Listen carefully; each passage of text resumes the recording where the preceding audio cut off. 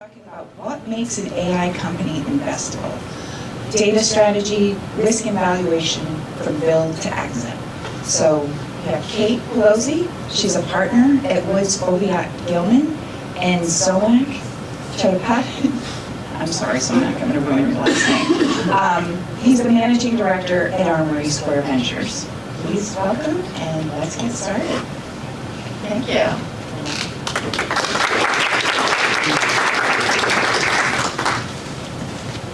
Great, so I'm so excited, we're so excited that you're all here today. Before we start and even introduce ourselves, let's hear a little bit about who we have in the room so that we are addressing things of interest to you. So who's on the founder and company side? Okay, so we got some, and who's on the investment side? And lawyers in the room? Okay, all right, good. All right, there's two of us, fantastic. I'm glad we're in the crowd here. Okay, so before we really launch into this, so Mike, tell us a little bit about you more specifically than what you do and who you invest in. Give me a little bit of background on you. Sure. I see a lot of familiar faces, so this might be repetitive for some of you, but yeah, I'm Zomac. I'm a partner in Armory Square Ventures. We are an early stage VC fund that leads seed and Series A rounds, primarily in B2B software companies. For us, B2B software includes SaaS, marketplace, and vertical AI. For vertical AI, we will talk about this later. We invest not only in the traditional industries in New York City, where many of us started our careers, like financial services, technology, or digital, but here in upstate, industries like automotive software, manufacturing automation software, construction software, where we have a lot of deep pools of talent, and where many of our peers in Silicon Valley are not as focused on. So we have a team of 8 today, spread between upstate New York. We have 2 offices in central New York, Minneapolis and Syracuse, as well as an office in New York City, and I'm really excited to join this session. Fantastic. So obviously I'm Kate Pelosi. I'm a partner at Woods in the business and finance department. So I come at data privacy and AI and all things data security from an M&A perspective. So while I lead the data privacy, data security, and AI governance group, my background is in M&A and private equity investment, venture capital investment, and solid corporate law. But what we found over time is that the major asset that companies have now is data.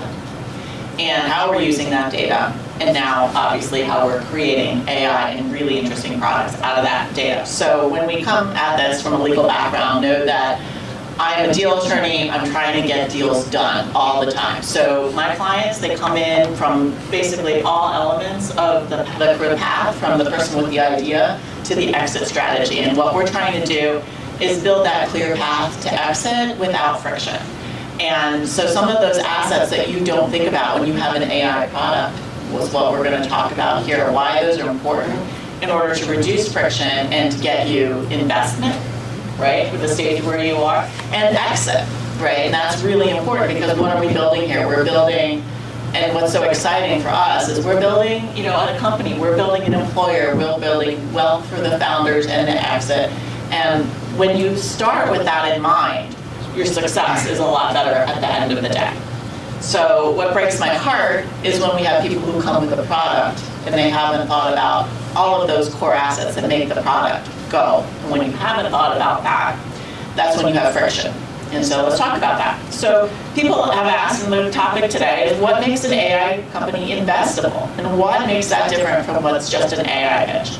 And what I'll say is that the AI value is less about the novelty, right? It's not just what that product does, than about compliance readiness, risk allocation, and defensibility. So let's talk about what that means. So when you think in an AI company, what is the core asset of that AI company? Maybe you're just thinking about the AI model. And I'm going to push you to think deeper than that. I think it's the AI model. It's the data set that you trained it on. It's the intellectual property protection that you can protect it with, that you can show a chain of title with. It's the data security that you thought about when you were designing the product and the privacy elements that you thought about when you were designing the product so that it's easy to sell. It's the regulatory considerations that you thought about. So again, AI expands industries, right? So you could be in a very regulated industry, let's say finance, and there's going to be a lot of regulations that hit you. You might not be in one that's not as regulated. You could be one that you think isn't regulated, let's say wearables with medical data, it's highly regulated, okay? Or something like fertility, or something like menopause, or other issues that aren't HIPAA related because there's no payer involved. But boy, is there a heck of a lot of state regulation around that. So knowing where you fit in that regulatory scheme, then there's governance, which is another core asset. How have you developed that product? Do you understand how it works? Is it transparent? Have you tested it? Is there bias? What is your procedure around determining that? What have you created? And finally, your contracts.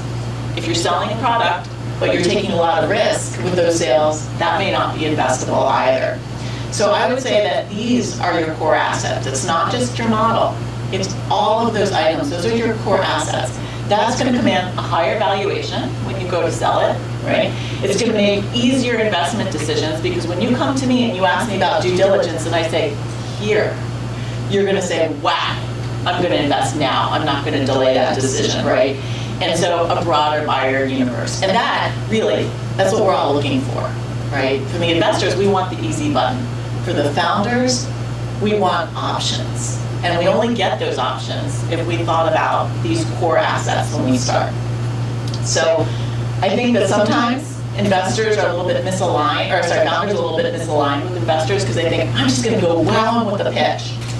Does it wow you when they haven't thought about these other items, right? So what do you think what shows up when you're making an investment decision?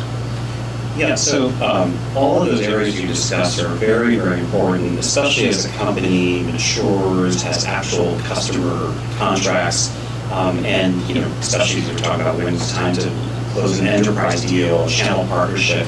These are things that I think sometimes a lot of founders we work with suddenly are caught flat-footed because they haven't thought about it.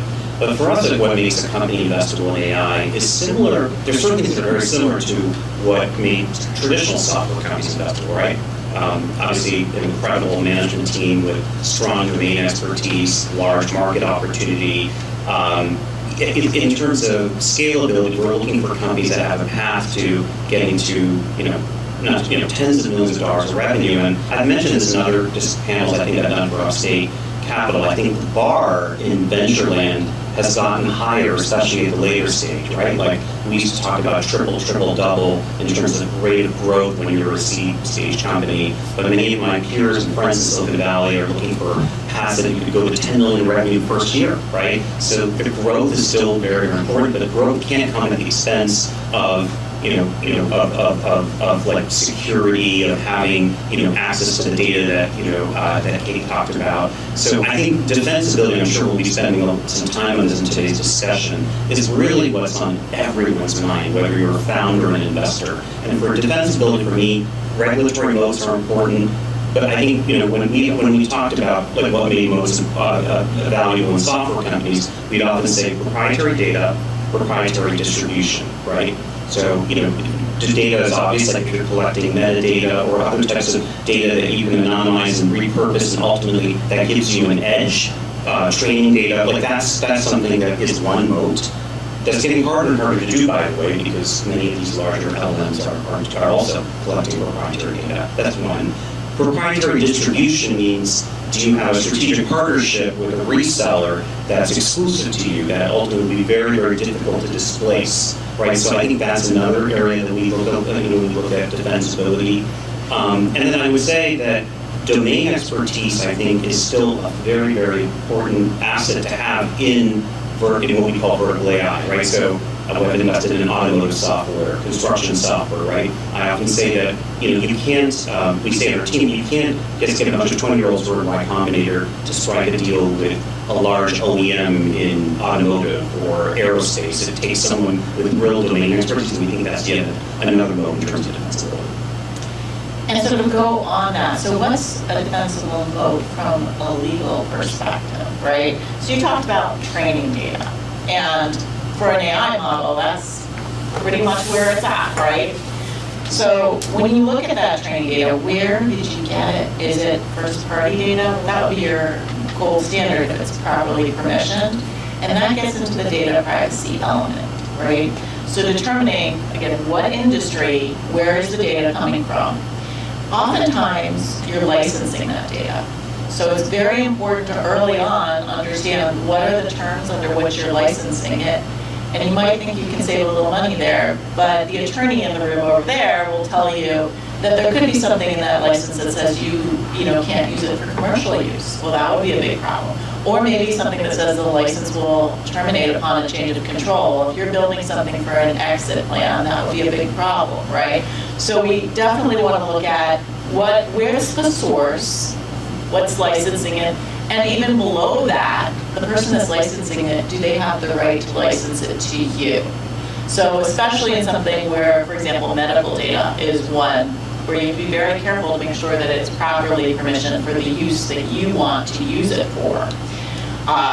Also, when you are creating that model, do you have a data set that's large enough to avoid things like bias? So again, very industry specific as to what kind of data you're looking at, but if that is the foundation, it's really expensive to retrain a model.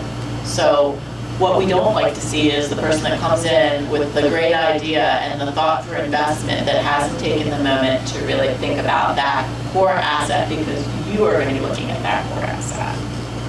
Yeah. What about an investor that, again, for defensibility, do you see a situation where it's difficult for the investor to describe, for the founder to describe to the investor what the product does? And how do you get that point to make sure that it can be properly invested in and commercialized and understood? Yeah, I mean, so you're asking, have they have trouble explaining the value? The stack, the technology stack, how does it work? And, Yeah. Got it. Yeah. So what we do is actually, this is a very interesting question. Like, I think, historically when we were investing in more B2B SaaS investments, we weren't spending as much time in technology diligence and really toward the tail end. And we would always bring customer prospects to any initial call to let them see, like, if it's a technical product, let them actually kick the tires and see if this is something that they would buy. But right now, in terms of understanding the technology stack, we're trying to do that much earlier. So we've hired 2 people in the last year that are really not your traditional investment professional roles, where people have experience in finance or have their MBA. These are people who are very proficient with AI engineering tools, and are really, in many ways, we're trying to sometimes just like reverse engineer what a founder is pitching us, right? Trying to see, like, is this something that's truly something that they're bringing as proprietary? To your point, is it like a wrapper around another model? We do have also a checklist of technical criteria that we try to go through with our technical advisors early on in the process. So that would probably be a second call. But it's just surprising to me. There are so many, you and I were just talking about this right before the panel began, right? In every wave of innovation, there are so many people who try to put that magic pixie dust of AI or agents, and before it might have been crypto or Web3, and some of these companies that sometimes pitch, I'm not assuming it's any of you in this room, but there are founders who will tell us we have this amazing agentic tool that does X, Y, Z, and all these companies are using it, and then when you actually call the customer, we're like, no, we just call the person on the cell, and they're just, my glorified like systems administrator. We have never heard of any agentic tool, and so I think a lot of, I just think be careful of what you're pitching. I think as a founder, if you have something on your roadmap that you're building, that's great, but don't exaggerate where you are today, because it's very easy for investors to really be able to glean what you have. I think it's also important that we always have said that we like to invest in teams that have a strong business, like domain expert as a CEO. If they're technically proficient, that's great too, by the way. But we also like a separate person who really is going to be the head of technology and product. And in those cases, we're now looking for people who have a real blend of software development, architecture experience, and have a flexible mindset. Because right now, a lot of the founders that started building their companies pre-2020, when did ChatGPT launch? Was it 22? Yes, 22, I think. 22, right? 23. I mean, it's really relatively recent. I think 22 is. Yeah, so it's just only a few years old, right? But like a lot of these early founders would be like, okay, I have this roadmap, I'm going to do this for the next 18 months. And that's that. Now look at Cursor. I think Shelby was at this panel last week where I was making fun of Cursor, and sure enough, like yesterday, Cursor is now going to be like the largest exit in the history of tech. Like this is so crazy, right? But you have to give props to these founders. Like these founders of Cursor are flexible. They initially started with one thing, which was automating the process of coding, and sure enough, they found an application to do something in space. So I think that flexible mindset is something we also try to understand when we're looking at the technology, the product roadmap, and the people behind it. So you're really putting out an interesting point, which is the people behind it, right? And I think one of the things that, from a defensibility strategy, also from an IP perspective, is that we look at how does the IP that that person created get into the company that you're going to invest in. And so I sort of lay this out here for the founders when you're thinking about this, and for the investors.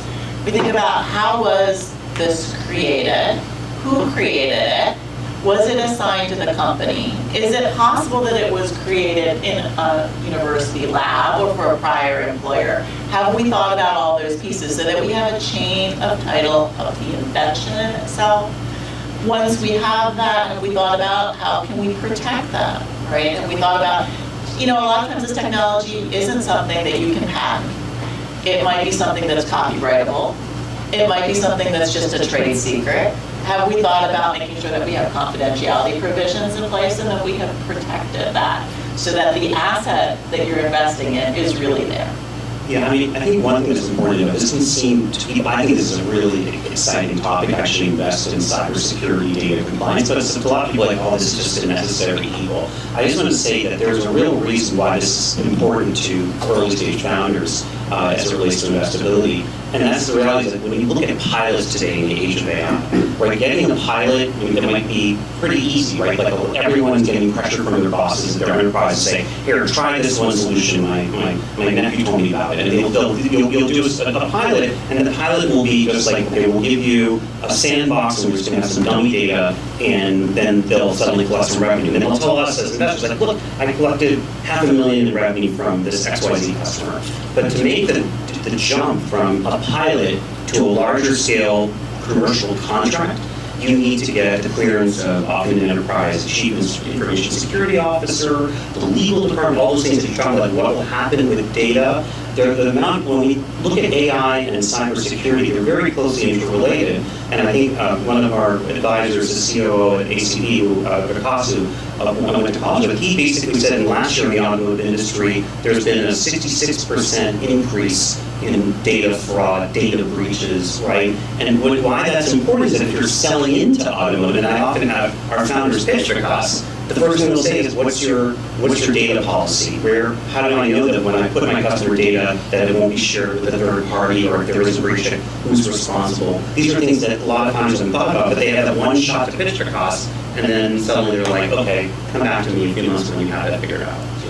Well, and I think you make an important point. So for the founders in the room, when you are having that opportunity, and then you have that opportunity for that big contract, what are the risk allocations that you're going to put in that contract? Because if you say that, look, if there's a data breach, I'm going to stand behind it 100%, and I'm going to pay out any losses, and I've got sensitive data, again, it's going to depend on your industry, right? That might be a risk, or if you haven't really figured out how your product could hallucinate, but you don't have any disclaimers, you could suddenly be in a situation where you could be giving out more money than you have brought in. And that wouldn't be very investable. Someone would look at that and say, what would you say? Well, you don't really have good contract management. You haven't looked at that asset. Right. It would be more like it would be the customers that I'm introducing the founder to would say, yeah, this is far from being commercial, right? Yeah, so I think there's the issue of planning your product, right? And then also your contract matching that and not taking too much risk. But if you don't plan your product, to your point, with your customers, to have security in mind when you go into the outset, or if you're designing a product where you don't have the rights to the data, or worse, you're using another model and you're wrapping around it and you don't have the right license rates to use that model.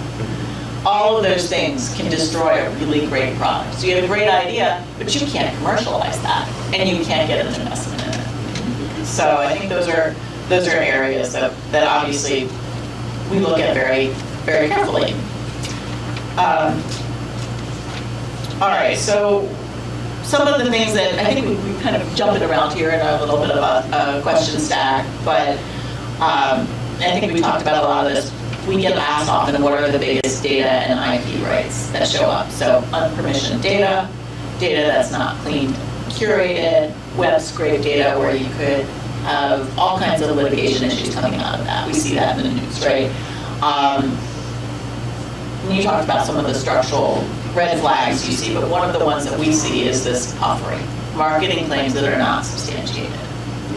And that also is something that the FTC looks into. So in terms of your legal framework, we are actually seeing lawsuits where it turns out that the technology doesn't do what they say do. It's really some person who's handling the claim behind the scenes. They're not ready yet, right? Yeah. It's like that. What's that? What was that? Do you remember those Amazon stores that you go to the airports where they claimed it was all automated and they found out it was like a team in Bangalore that was actually like watching all the. I can say it's an AI. It's called actually Indian. It was just it's just like not really a technology. Yeah. But that happens a surprising amount. Yeah, You know, there's puffery about what it can do, and it's not there yet. Absolutely. Yeah. Okay, so where do you see that companies usually fall apart in your deeper review when you want to invest in that? Within the area of AI, or what's the data? Which part of it is just generally where they fall from? Generally, I mean, I guess you're doing due diligence. You're ready to make an investment. Where do you see the pinch points? So when we're doing due diligence, we basically, by that point, we already have conviction that we like the founder. The founder's referenceable. It's a huge market that we're excited about, where we think we can add value, and where we have an overlap with our networks, right? So there's a bunch of things that we would have already have checked the box on to say, okay, now it's time to do proper diligence. And I'd say many things fall apart, in that post, kind of early stage diligence, but more mid funnel diligence is a few areas. One area definitely is the area of, is there truly a technology, as you were saying, or is it really a manual process that's trying to become AI enabled? We understand that part of our round would be to actually help you enable that, but we see a lot of challenges where people are pivoting from services businesses and trying to productize that. It's a very different skill set. So that's one area where things often fall apart. The other area that I say is a real big issue is how the company is actually tracking its contracts, how it's actually monitoring the actual, the revenue pricing model. So the reality is, in the age of AI, things have changed a lot since SaaS. In SaaS, we all got really used to subscriptions, pricing models, and upsell models. But now a lot more customers are demanding usage-based or performance-based contracts. And the reality is, many founders are trying to experiment with whatever the market will bear. And the thing is that if you have like 100 clients that are all have different bespoke contracts, which we often see at our stage, because you're in the experimentation mode, right? Are you able to really track those contracts? Are you fulfilling your obligations? And can you really use that data to then forecast what you can truly credibly achieve in the next 12 to 24 months? I think a lot of founders really underestimate how critical a finance person is early on in the company. This is a problem I'm seeing over and over again, and especially with the AI native companies. A lot of people are AI native founders saying, I don't need a lawyer, I just can use OpenAI. Or for finance, Claude has an outsourced CFO, and I'll say, where's your model? He's like, this is what Claude created. I'm like, can you tell me how you created a statement of cash flow? Or is it, no, Claude just built it for me, right?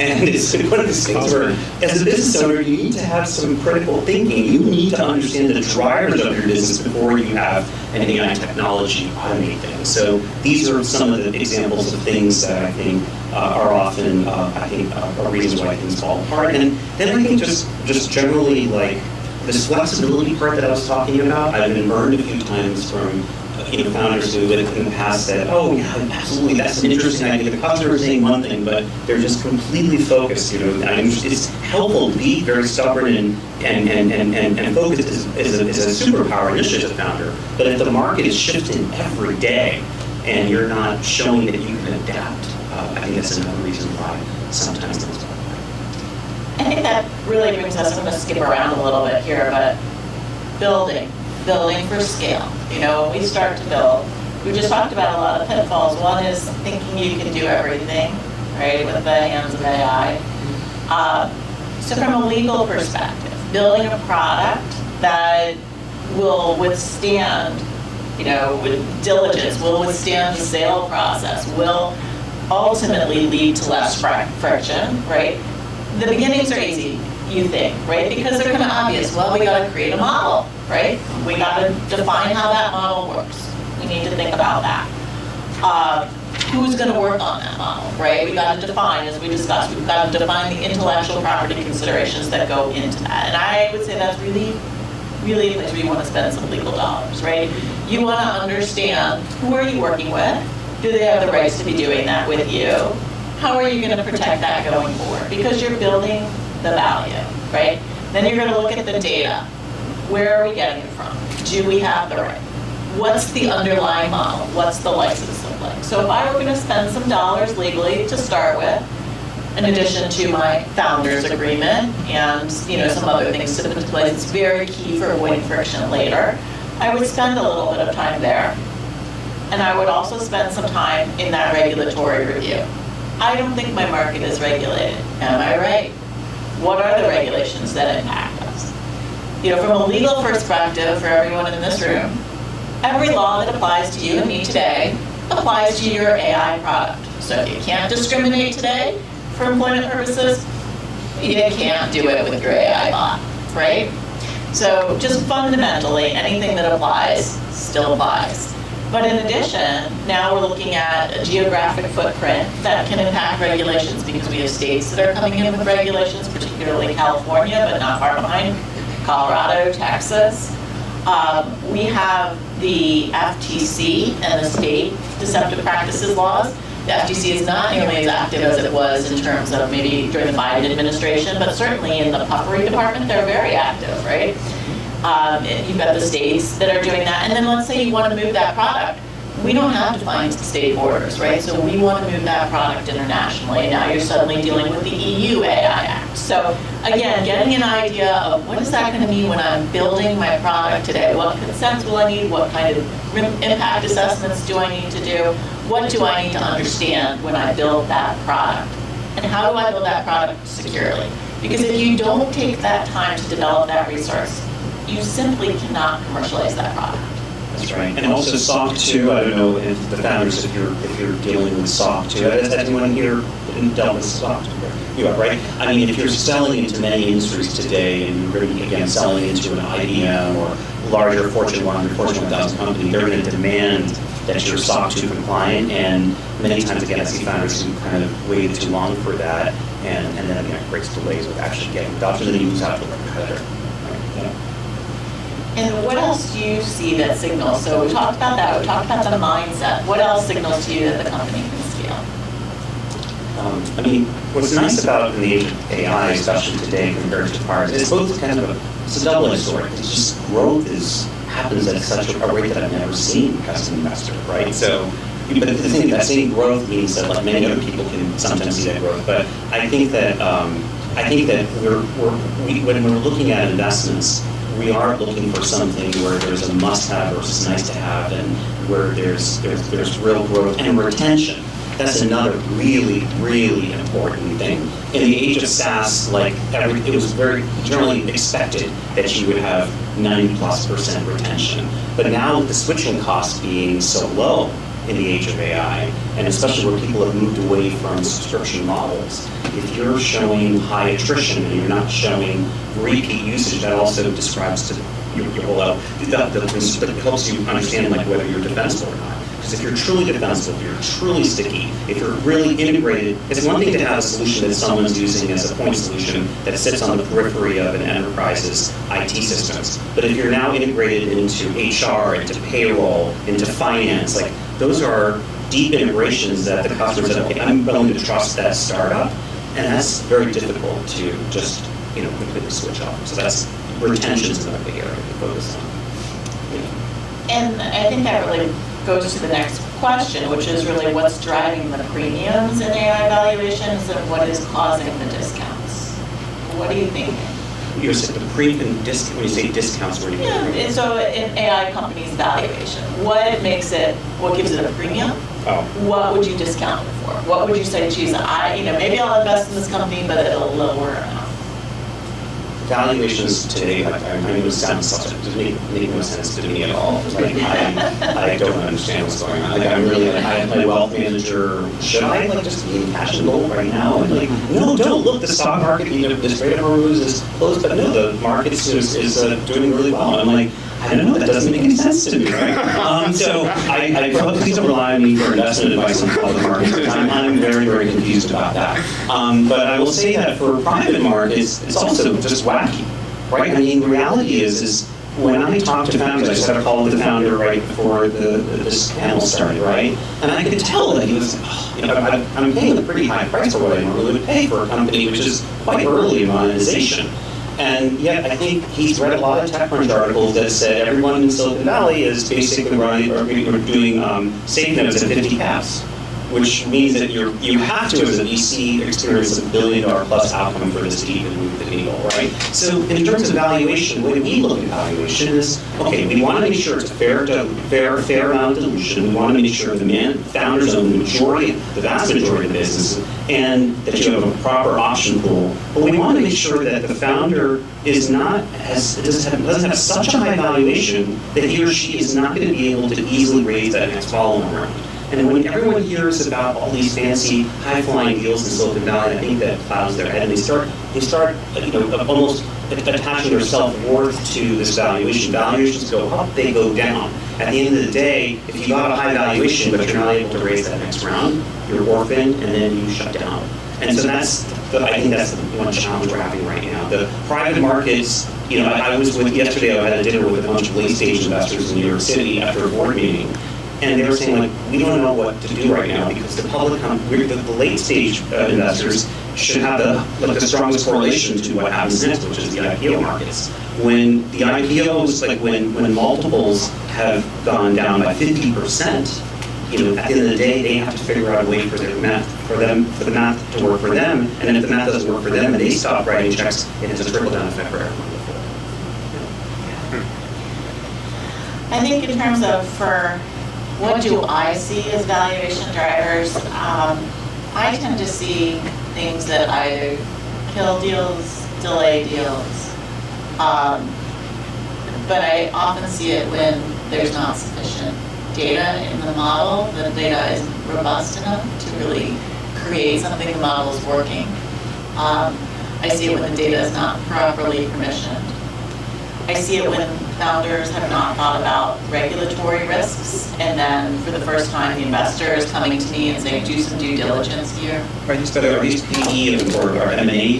What type of investors are you talking about? Often at this stage where I'm looking at it, it's more of we've had a PE, we've had a couple, it's a PE, or usually it's a PE, and then the so question. It's historical data. Yeah.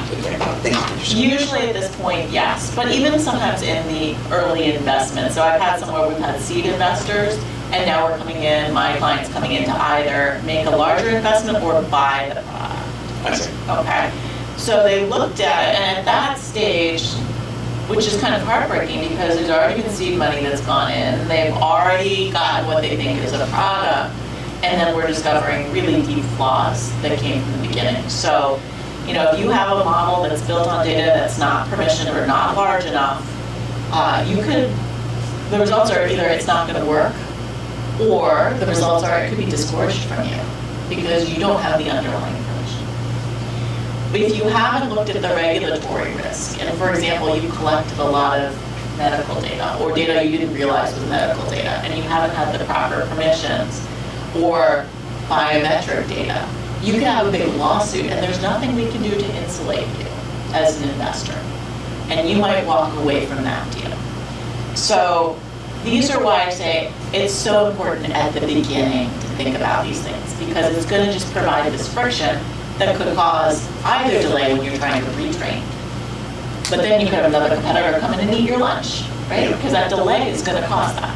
Yeah, I do want to say though, I was being a little bit tongue-in-cheek about my valuation comment. I mean, the reality is there are some, it's not just like, voodoo, like in terms of valuation. Like at the end of the day, if you're able to make the case that this is truly a massive market, that you have incredible pull from customers that you're already working with. If you have some seasoned bound, people on your team who've scaled businesses before, these are all things that will give you an edge, and proprietary data distribution. So VCs will pay off for that, especially if they say, hey, we have an opportunity to not just do a $500 million outcome, but $1 billion or multiple $1 billion outcome. Then yes, we will absolutely pay off, so that we don't make the mistake for those of us who didn't see some of those LLM companies that did have those high valuations, but in hindsight were quite fair.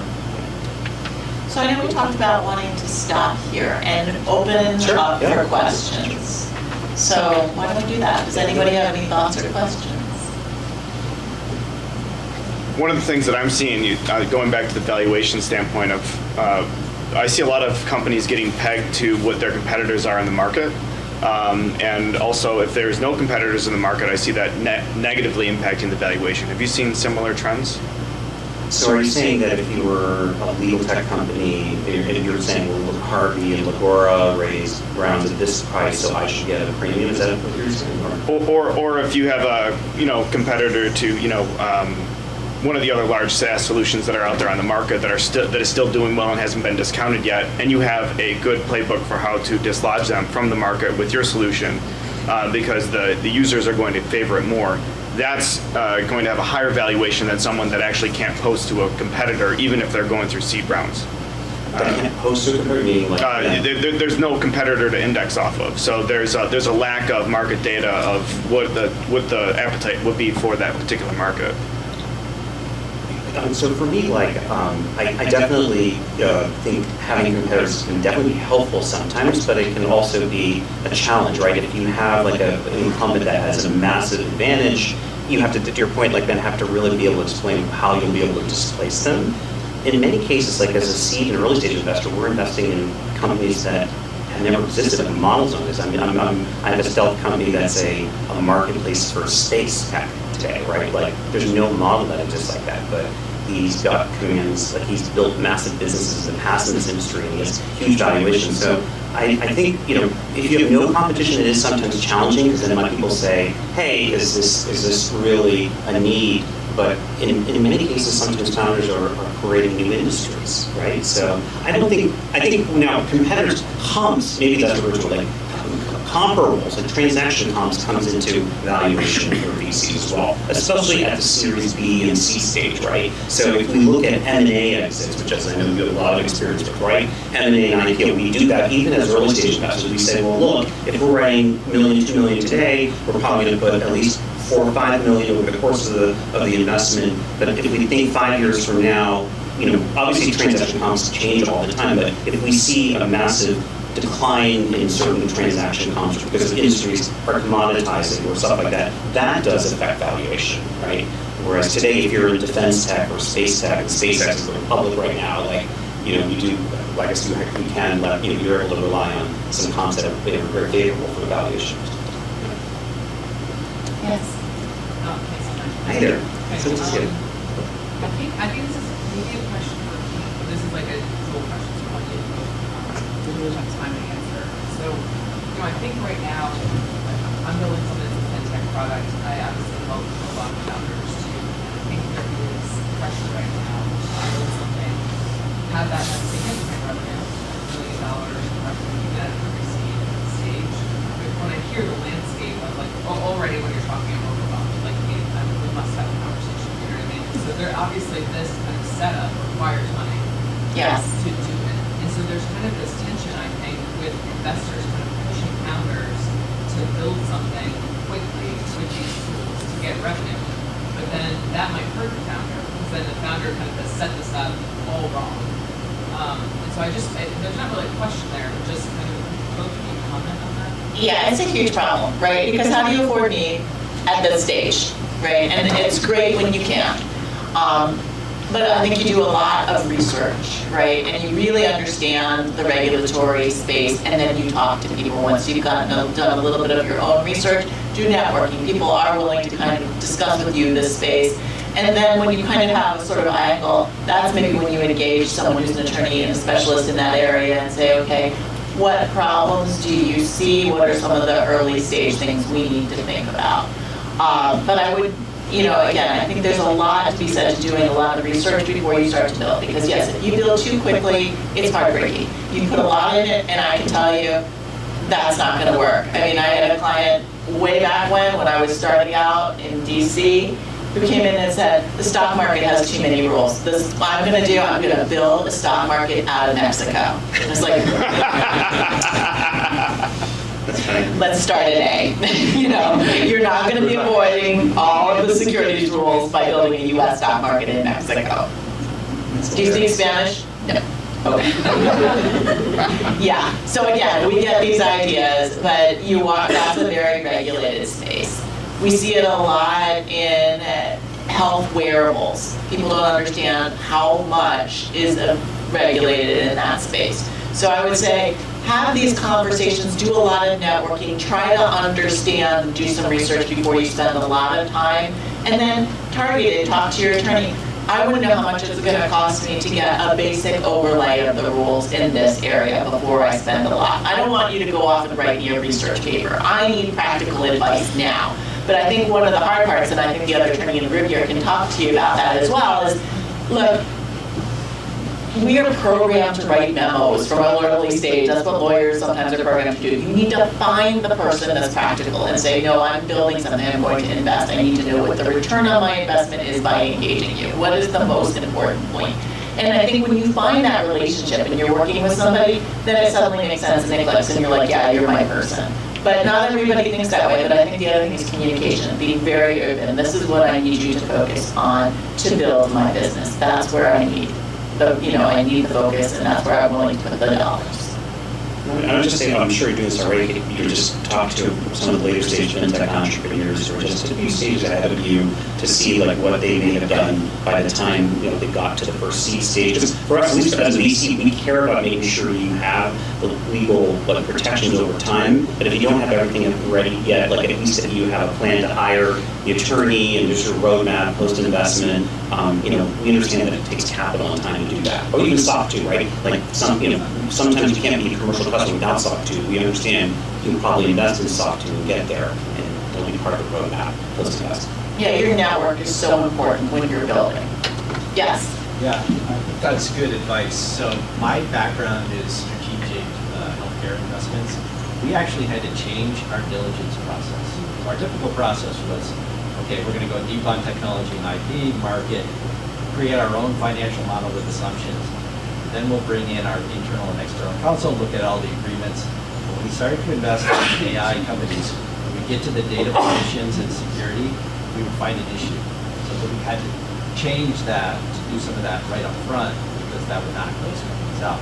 So Somak, you mentioned you were changing your diligence process as well. So I'd like to hear a little bit more about how that's changed.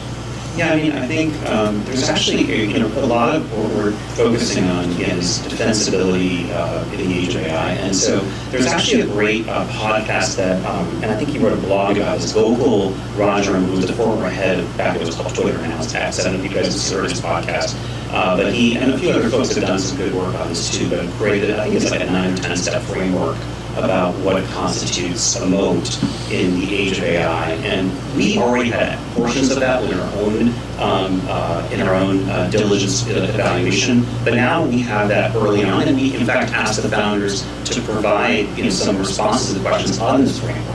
Right, encourage them to even include when they present to our team and our tech advisors. So I think again, we definitely spend more time up front on understanding if the tech is scalable, if it's truly something that can create defensibility, and it's not just a wrap around existing element.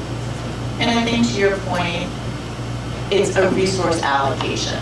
Don't spend a lot of money if you don't know where that crucial issue could be. And also, how much would it cost to fix that crucial issue?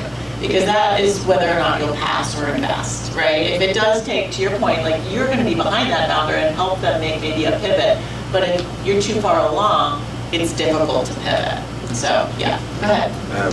I thought this was a great conversation, so thank you. As a former deal attorney, I have a little PTSD listening to you. Right. I'm curious. In our startup, we're working with kind of a team of agents / super agents that we've really built to do some of the work and the data mining and the research. I'm curious from you particularly how you think about that from a legal, and this early stage of agents. What makes those capabilities and that IP, because there is some IP in how we're building, training, framing those agents. And we think about that data room at the end, at the exit transaction. What does that mean to have those capabilities agentically from a legal perspective, and maybe sort of from an investor perspective? Is that a plus on the scale? Is that a negative on the scale? Do you need more humans, or can you be the 1-person, 5-person, $100 million company? Well, I think you can. I think you can be that 1-person, $500 million company. This is where we're moving. The question is, where is the human in the loop? And how well have you tested it? How much have you explained? What industry are you in? You know, if you're in a really high regulated industry that can spiral out of control very quickly, you know, that's going to be very different than if you are in one that's not highly regulated, right? So again, it's a question of what are you doing? How have you tested it? How have you explained it? What are the controls and parameters around it? When are you in the loop on it? I think it's what's going to make things so exciting, right, going forward, because we've opened up this opportunity with a lot less. You can do a lot more, but there's still got to be these controls around it, right? And in designing it, you've got to design that security and those controls as you're designing right now, not looking back after you've had an absolute emergency, right, and trying to do that kind of damage. And then you have to be able to explain it, and you have to protect it. And if you can protect it by patents, that's great. If you can't protect it by that, then what is it? It's likely maybe it's something copyrightable, or it might be a trade secret. Well, then if you're, you know, number 2 guy goes somewhere else, like what have you done to protect that confidentiality? What have you done to make it a trade secret if the receptionist has access to the same thing as that guy? So you need to sort of think, but you're a deal lawyer, you got this, right? But you need to think about that exit, right? That reducing that friction tax. It's secure, it's I own it, I know that I've controlled that. I know the guardrails around it, I can explain it to an investor, right? Those are really, really crucial parts. It's I know the regulations that are around my industry. It's all part of it. Kind of an introductory question about just do I get excited about companies that are a lot of agents and can control a $100, $500 million business? I guess I know, you know, it's so interesting. So much has happened in the last 2 years that I would never imagine would be possible. Like if I was in a coma since like ChatGPT launched, I woke up and I'm like, what's going on right now? Like I would never predict anything, so I hesitate to make predictions. However, at least in the near to medium term, I don't see any companies getting to 500 million in revenue without still core people focusing on selling, building relationships with customers. I think like there's a lot of things that can be automated with agents, but what I find often on some of these boards with some of my founders, and like we're going to just automate everything with agents and have everything just be AI. And I pointed to this great video that I shared that Henry Kravis is the founder of really private equity, has this great thing. He's an investor in a lot of VC funds. And he's like, I love you guys. Like, you're all so smart. You all have these engineering degrees. You all are talking about how AI is going to change everything. But tell me, when you build a company and when you're now talking about a roll-up or you're going to buy a bunch of different locations, how will you get Kansas to speak to Rochester through agents? Like, you need people who have communication skills. How do you cut through the clutter of explaining what your product does when there's 1,000 Me-Too competitors, right? People do that. And so I think for at least, I think we're still going to need people. I don't know if we're going to come to a point where we're not going to have teams of people, but I think agents will still make companies much more productive in product iteration cycles, customer success, many different functions are going to be so much more powerful now. Can I speak to that? Can you do version control on your actual agents and show incremental increases in actually what changed and why it changed? And then can you actually figure out how you're doing rollback and testing throughout that process? Because most of the things is we have forgotten that we've gone through a whole cloud journey, and a lot of the models and things are being set up are getting blown away and rebuilt, and there's still no traction of what are we actually doing for version control. It's just like, oh, this is the new release. Right? It's just rebuilt the old release. So if you can actually show that chain of custody of that version of releases, that is also going to help you. Thank you. Go ahead. This is a little off topic, but so I work in healthcare marketing, and AI for us has obviously been very disruptive, as it is with a lot of this social media. investing about $4 million this year in AI talent. We stopped for the most part hiring a lot of junior level people. I was curious how you guys and your own companies are preparing for. Am I a soft talker? I'm just curious how your companies are, how are you preparing for this? I mean, legal's right in the crosshairs of disruption. VC analysis, I'm sure, soon computers are going to do it better than humans do.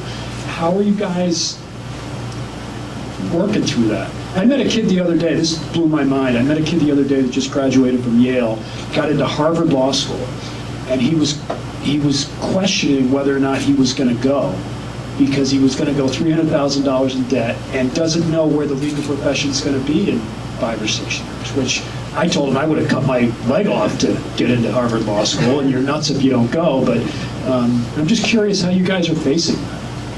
Well, I think it's a really great question. I am an early adopter of AI. The firm is a very early adopter. We are taking apart our processes. So there are areas where AI makes law very efficient, right? Something silly that used to take a lot of time, just typing things up, or due diligence where we need to look through a stack of contracts and find something, right? Those are processes that can be done very well with AI. AI does a really good job of responding to a letter if you give it very direct prompts. The problem with AI is it's great in someone's hands who's been practicing for a long time and is technology efficient. It's very difficult to give my AI product to a first year and get a good product out of that, because they don't know the legal issues. So when I say I'm tearing apart, what am I doing? This summer, I'm tearing it apart so that we are going to look specifically for our younger people. What are the things that you need to look for in a contract that affect risk? Term, can you just terminate the contract? What's the result of that? Because that reduced your risk. What's the result of your indemnification, your representations, your disclaimers, like the real core legal. Now, you've got that. You've got your checklist. You're thinking through all those legal issues. How are you using your AI product to make this fast and efficient? And so, first, the law, then the technology. And what's kind of cool in pairing is that we pair an old goat like me with a brand new puppy, and we work together in terms of, these are the ways. And now, of course, I spend an awful lot of time knowing exactly how the technology works, but look, this is how it works. What do you think? What could you do? How else would you tweak this technology to come up with this result, knowing that you have to hit these core elements? What we are seeing is that Aon Law, 200, 100s, they're hiring smaller first-year classes, to the point of the poor guy who doesn't know whether to go get $300,000 in debt. I feel for you. It is going to happen. There's going to be a shrinking of that market. As a firm, what do we think? Hey, that's fantastic. Maybe we'll get the Harvard guy that we wouldn't have gotten before, because they go to the Aon Law 200 firm, right? Because we know that there's not going to be a third year, a fourth year, a fifth year that knows how to use the technology if you don't have a first year behind them. So it is still really important. Every day I make the judgment, I could do this faster myself with just AI, but I won't train the person sitting next door to me. So I'm in the office training the person next door, and we're working through a process to make it more efficient when she does it. So the point being, yes, it's going to be completely disruptive. But there's other things that AI really can't do. In an M&A deal, which is what I do a lot of, and even in what we're doing right now, we're building a company, you're meeting with founders. These are people, they're humans. They're building a relationship with each other. What am I doing when I'm creating a founders agreement? I am creating that roadmap to make it frictionless if they ever need to separate. What am I doing when I'm working with somebody and they're creating a business? I'm helping them identify forward those very simple things that are going to make them get that investor, sell later. A computer can't do that. It can put 100 different people into a contract for me while I get a cup of coffee, and thank God, right? So all of that's really super awesome. I just think we cannot, as a profession, we can't take our eyes off the fact that we are going to need those other generations. Yes, it could be smaller. Yes, but again, I see this as a technology. There's going to be the lawyers that know how to use the AI, and those that stare at it and think it's a box. And you're going to want to employ the ones that can use AI, right? I do think we might need fewer of them. I think there's going to be disruption around that poor person's time frame. I think we'll figure it out. That's my thought. What about you? I think, we talk a lot about in our shop, but also Governor Local had me work with a bunch of CEOs on AI work for New York State. We think a lot. One thing we talk a lot about is just like the fear of AI, right? In China, I was at this conference I was speaking at in DC that talks about 70% of young people in China look at AI as a tool that will be generating wealth and will create jobs. There is a dark side that AI could go. I don't think we're yet at like T1000 or whatever the term you're using, but we see elements of it with autonomous drones. Like Seth and others know about this area better than I. But the thing is, AI is a powerful tool you have to adopt. It reminds me of like when I was graduating in the 90s. I'll talk about your question about how I'm implementing in our firm, right? I remember like when I was in my 20s and I was graduating from college, I felt like everybody my age was like, explain to me how this whole email, internet, browser, I'm dating myself, but I'm like, oh my God, this is easy. Let me show you how to build a website, right? Like this is how you use HTML, this is how you use JavaScript, right? And suddenly like these 40, 50-year-old people were like, oh, this person can create value for me. And I feel the same thing is true with AI. Our newest AI engineers, I think, a hilarious story. I thought I would find them from Cornell, from one of these upstate schools, but through a referral from my MIT classmate, I found an 18-year-old sophomore from Duke who is a classically trained pianist and an econ major, and he can do laps around engineers that like are 10, 20 years older than him. So it's a little bit we're learning, like there's change management, like he did present at our last offsite, like here's what we're gonna do in the next 10, 12 months, and here's how we're gonna use the system, and my CFO, she walked out, and she's like, I'm not gonna be mansplained by an 18-year-old, I was like, we've gotta find a way to tone down this enthusiasm, but like we have to find a way for us to adopt, because we are gonna learn from the young people. These young AI native folks do bring a proficiency with these tools, and another thing we did was I made everyone in my team, from partners up to the EA, do an internal hackathon with Cloud Code. I said, I'll fly you all to Miami, but you're not going to get on the plane off the plane until you show me that you built your app that you said would help automate a function within a firm. And that was what we did the first day when we were in Miami, right? And initially it was something where I was like, oh God, somebody's trying to turn us into programmers. And the reality is now there's like some of the partners are using these same tools to like help with their grocery shopping and their lists, and are working on cool projects for their kids. And it's starting to be something where now people see the potential and the power. And I think that that's something that's really important, because there is a lot of fear, reticence, and just concern, and I think that's one way to address it. I know we're out of time. Yeah, we're out of time, but let's talk.